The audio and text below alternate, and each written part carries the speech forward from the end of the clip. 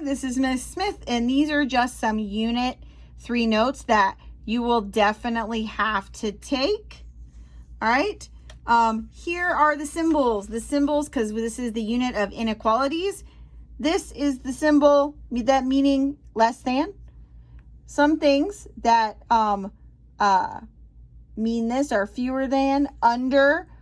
Phrases like this always mean this symbol. The second one has a line under it. This is less than or equal to. The line adds the or equal to. So some words that mean or less than or equal to is at most, no more than, up to. Another word you need to have in here is maximum. So write this down. Okay, if you hear the word maximum, it is also less than or equal to. Okay, the next symbol is greater than. Is greater than is this open symbol this way. It's the opposite direction, and it means is greater than. If you hear more than or over, or obviously greater than. And then same thing, when you put a line under it, it means greater than or equal to. So this means at least, no less than, from. So if I want to go from 100, I'm going 100 or more. So another word you need to keep in here is minimum. The minimum also means greater than or equal to. This unit is going to have some success criteria because this was a really good success criteria when we did this unit in class. So here are your things that you must do to represent constraints by inequalities. This is creating inequalities. We're creating inequalities. The first thing you have to do is determine the variables and the constraints of the situation. Remember, the constraints are a limit. They're the two separate things we're measuring.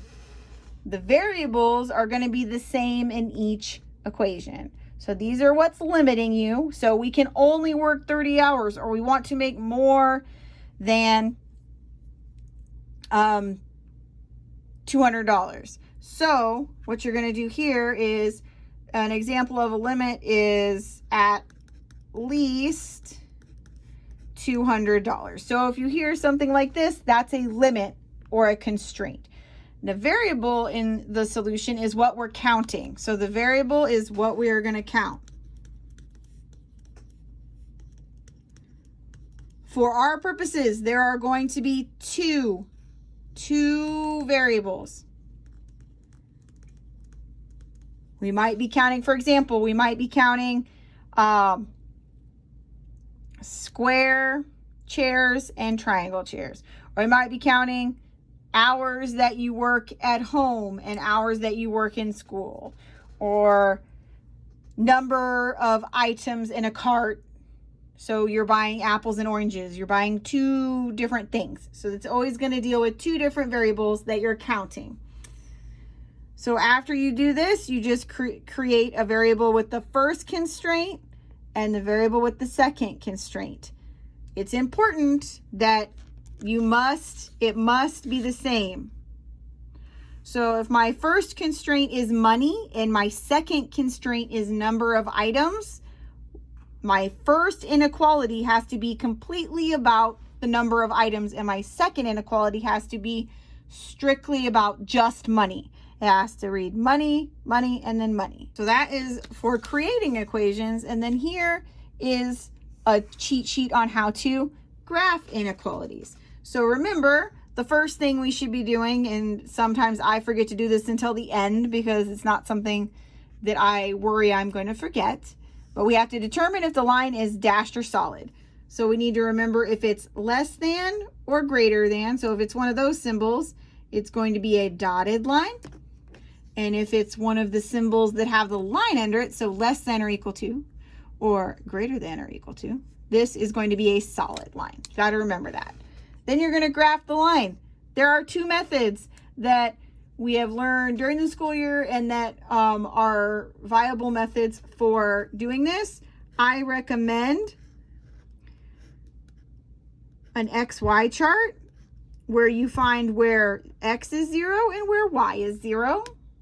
Or you're going to use y equals mx plus b.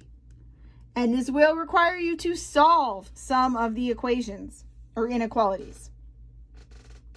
So after you've done both of these things, you have to pick a point to test and then shade the appropriate side of the boundary line. So when you pick a point to test, I suggest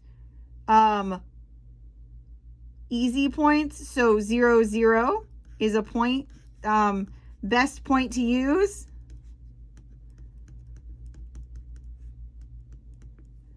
The only catch is you cannot use 0, 0 if it's on your boundary line. So if 0, 0 is on the line of your inequality, you can't use it. But if 0, 0 is available, please use this point to substitute in. Then you're going to shade the appropriate side of the boundary line. So if the point is true,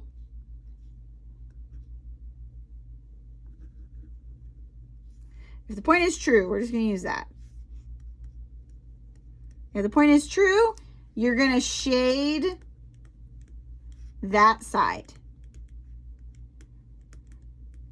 Once you see my examples, this will become clear.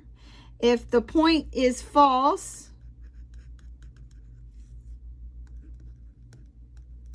you're going to shade the opposite side.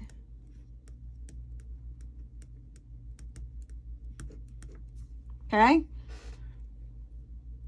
This I'm not really going to make you do during summer school, so don't worry about it. But these are the main notes you will need for Unit 3, which is going to be inequalities and systems.